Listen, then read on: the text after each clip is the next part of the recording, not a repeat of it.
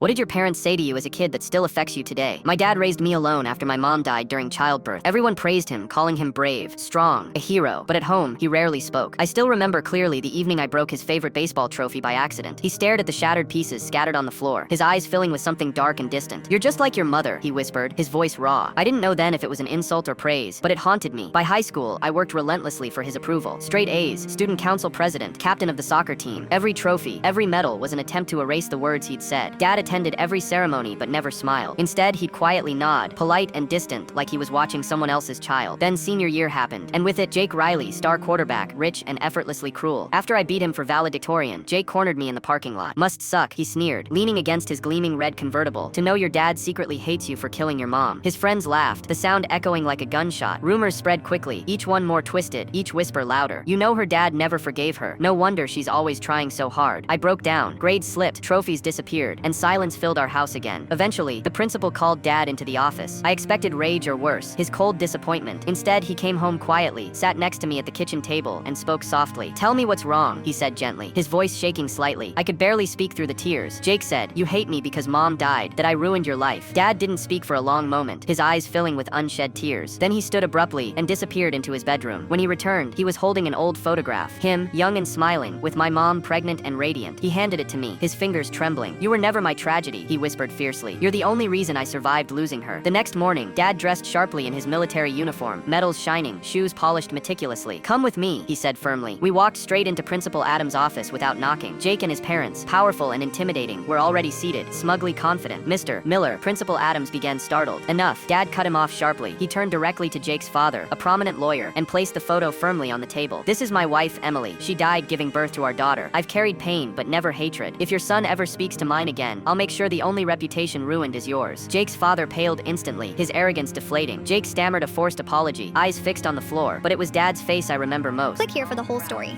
As we left, he